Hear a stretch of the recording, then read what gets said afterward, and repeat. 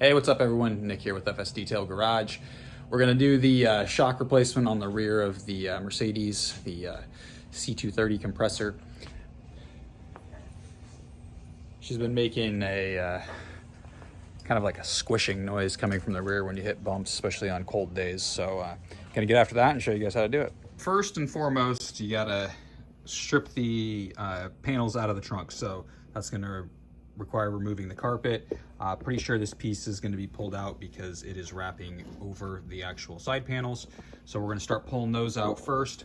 To access the screws on this, I don't even know what we call this here, but our trunk panel right here, you pop out these with a tiny little screwdriver and you're going to remove those, and then this is going to end up coming loose. There's pop clips here, so we're just going to get started and start finding out where they're all at. So we're going to start with removing this panel here. I'll pop these out.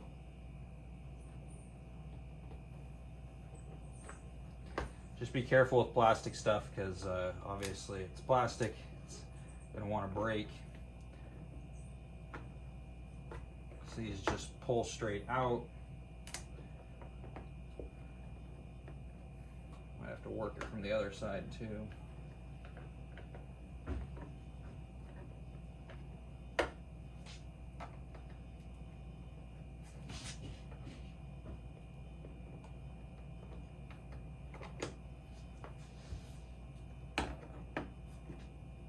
Then there's going to be two more clips right here. You're going to pull the center of the clip out.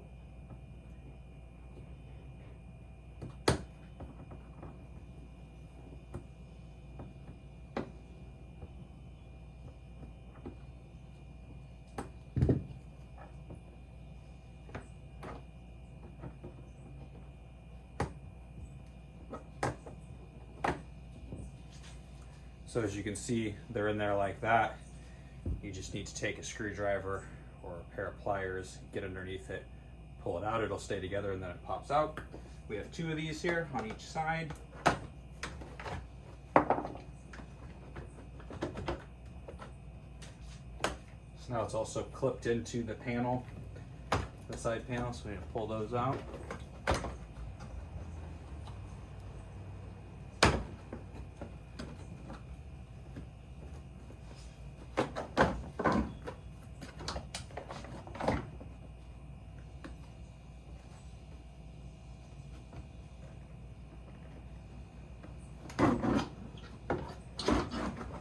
So now that whole panel comes out. So just to show you guys better, it clips in up here on the side panels. You have two pop clips here, two pop clips here, snapped in here and here. You have one clip here, one here, one here, one here. Again, you're popped into the side panel, and then clip here and a clip here, and then it comes out. Oh, sorry, as well as two clips here. So now we will work on getting the interior panels out.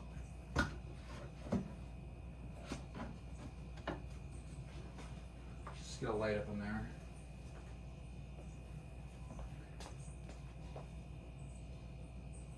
Okay, so again, we have two more of these style clips up at the top and in the back side of the panel.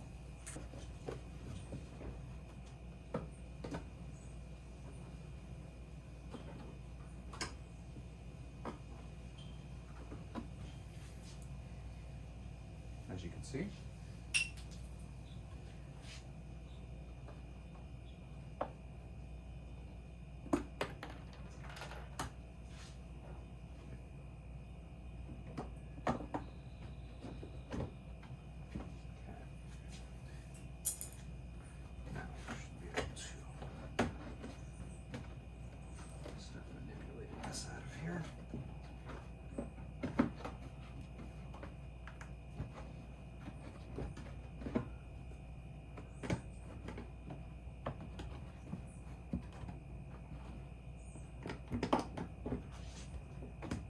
That's right, you are going to also need to remove,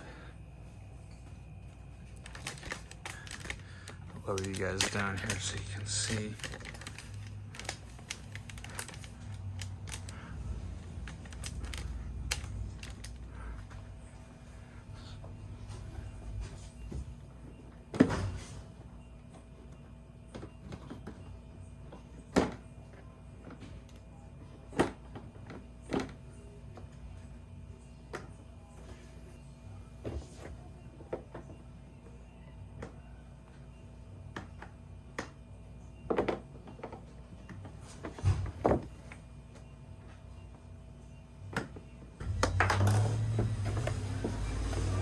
You got 2 of these clips to pop out.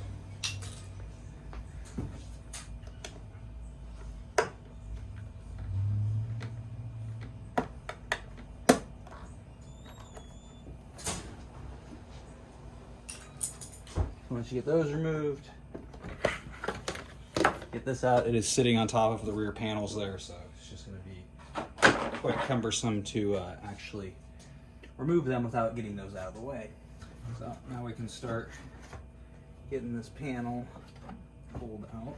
You're going to have to come up and out of the little hole there.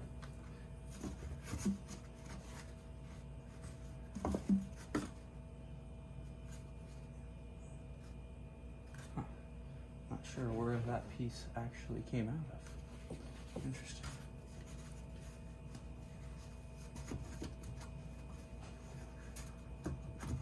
Maybe it was right there.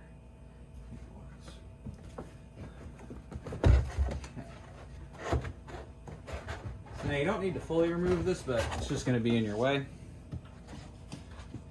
Got the entire panel out. Now you can see we have access to the top side of the shock. So we're going to repeat process on the other side.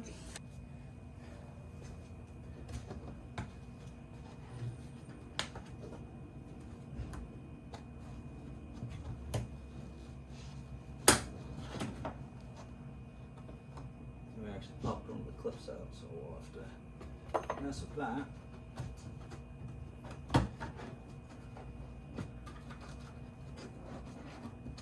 There actually is one more clip down here holding in this panel.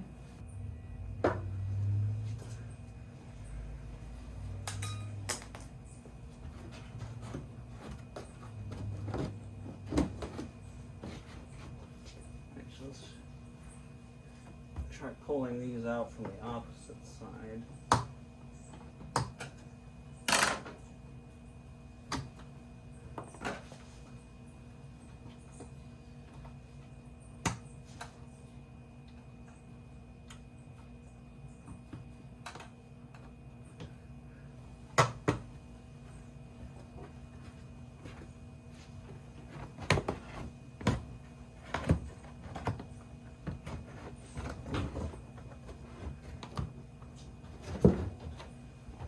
See if we can get this one pulled out this direction.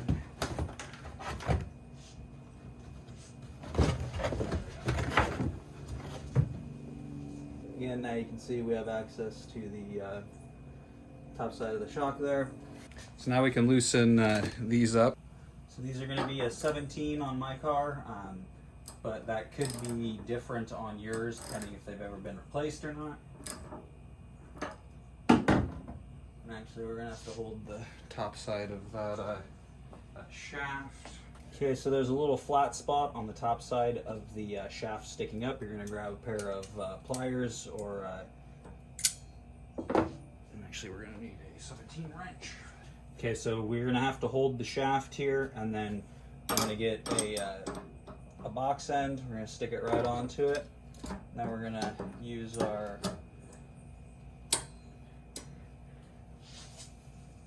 channel locks. Now we're going to be able to break this thing loose. As you can see, we're now able to spin it.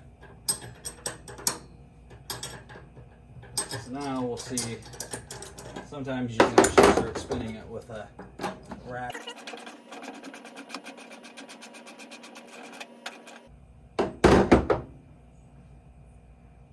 Now I'm not going to fully remove the top side yet because we're going to jack the vehicle up, and I don't want the vehicle, the tire to droop far enough that that falls out and then creates us to be bound up. So loosen it just enough that you can able to get it undone, and then we're going to go underneath the car. We're going to jack up the vehicle, break everything loose from underneath there. Once all that's broke loose and it's hanging there, we'll then undo that and it'll just come right out. So easy method. And we're going to do one side at a time. So I have to undo these here. There's one on each side.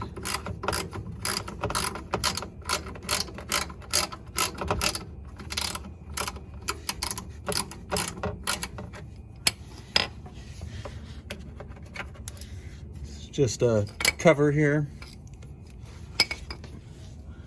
And then there's going to be, see if I can get you guys to see it. Probably see it now. So this is looking from the opposite side. So you got one there as well. Then once you get the bolts undone, there's 2 clips on each side right here that just is what it hangs on. So you just reach around there, re-engage that one.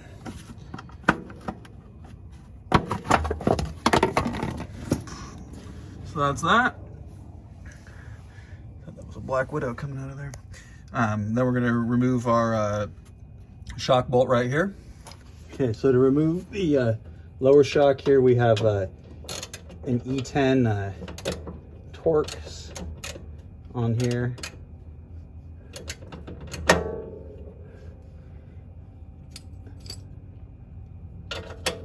And then we have a 16 nut on it.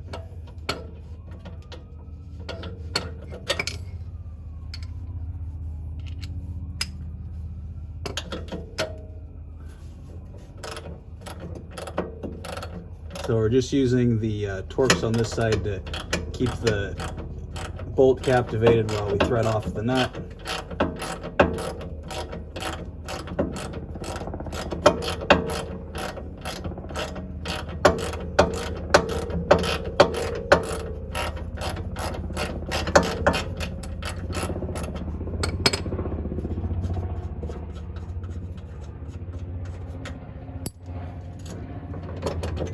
Now we can take that off. We have our bolt undone. We're gonna put new bolt and nut on this.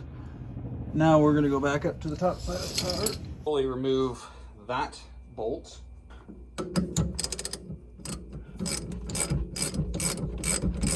So again, we don't have the car fully off the ground. We just have the car jacked up just a bit to give us clearance to get underneath there. Once we get this nut off, we will then jack the car all the way up, on the one side at least.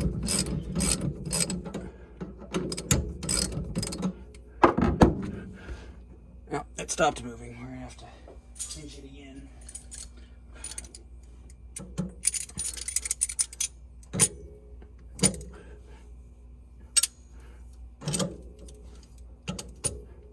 There's a little bit of rust on them threads, so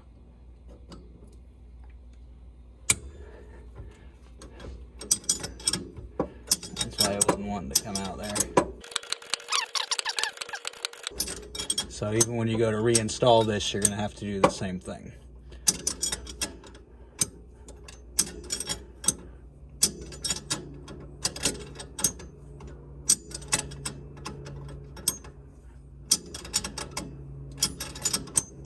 And that should be good enough to get with our fingers.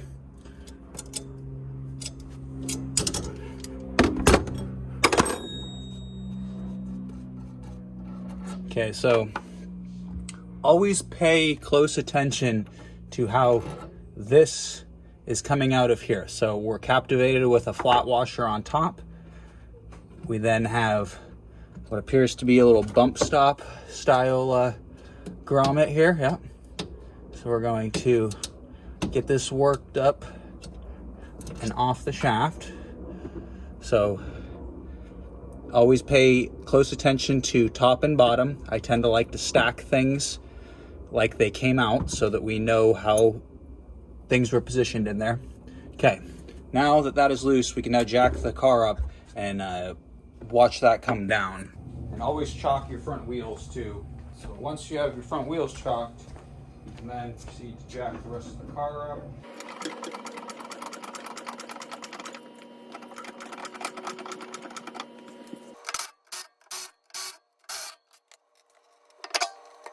Okay, so I got our replacement Bilstein here next to the original, and the Bilstein is actually just slightly shorter. Don't think that matters much because I'm sure the shock also goes in something else that it probably required it to be slightly shorter. But other than that, they look almost identical. I mean, even down to the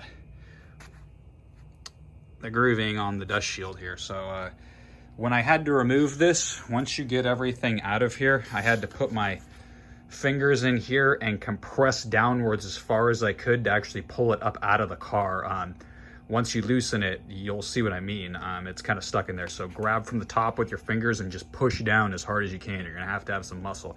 I've seen some videos where people were shoving it upwards, but that seemed hard being on the ground and not on a lift. So being on the ground seemed like get your fingers under there and just push down as hard as you can. So again, to actually get the shock in, because it's captivated down inside of here, I grab right here and pull down as hard as I could once I got it sitting into there, and then shove it up into the chassis of the car. So that's that. Go to the top here. We got our hardware. Remember, we had our bushing, which does not seem to be notated direct direction because it looks to be the same size either way. Then our retaining plate. Sorry, I didn't think I showed you guys that. So bushing over the shaft, retaining washer, and then nut. Now we'll jack up or let the car go down. We'll first put our bolt in below here. Sorry, getting ahead of myself.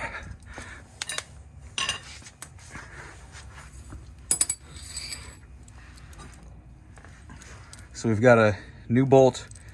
Always want to use new hardware if they're going to supply it.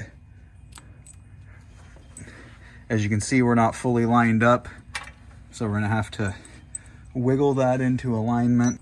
So I always like using a Phillips for this, just because it's tapered. You can pretty much just kind of wiggle it in there without jacking up threads or anything like that. You see, we just pulled it right into place, sort of.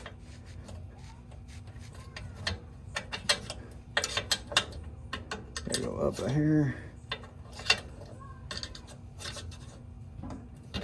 There we go. It's now on. Put our new washer on this. So we have a washer here, washer here.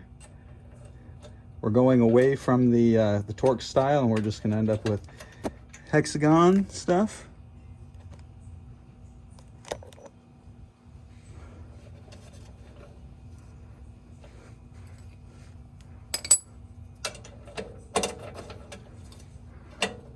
Okay. So we need another 16, I'm betting.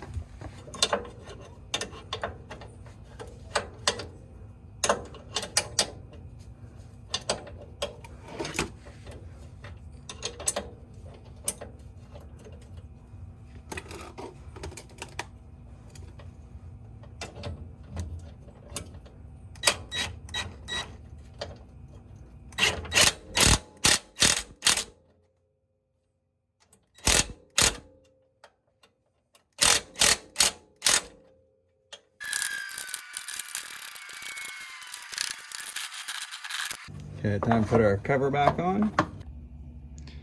So I apologize there. I'm not sure where the other camera died at, so I had to grab the second one there while the other one's charging. But we're gonna put the wheel back on now and allow the shock to come all the way up.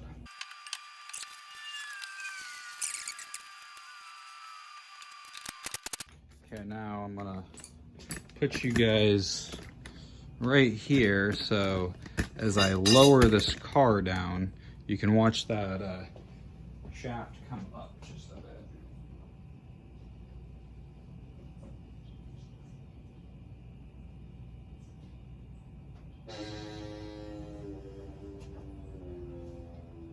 You can see it coming up.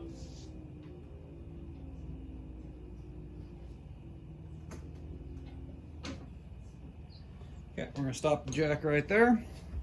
That's possibly enough for him to get some threads on. Yep. There we go. Then we'll let it down. Actually, we're gonna torque that wheel first. So let's figure out our wheel torque. So in fact, quote me, it was 80 pound-feet of torque. Consider myself more of a BMW guy than a Mercedes guy, so I know 89 is Mercedes or BMW torque, so I thought 80 was Mercedes, and yeah, proved to be correct.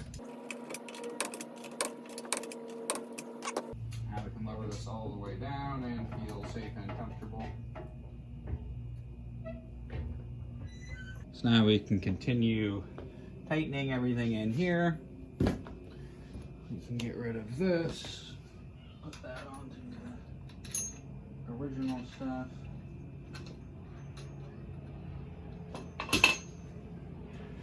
And 17 again, 17 again.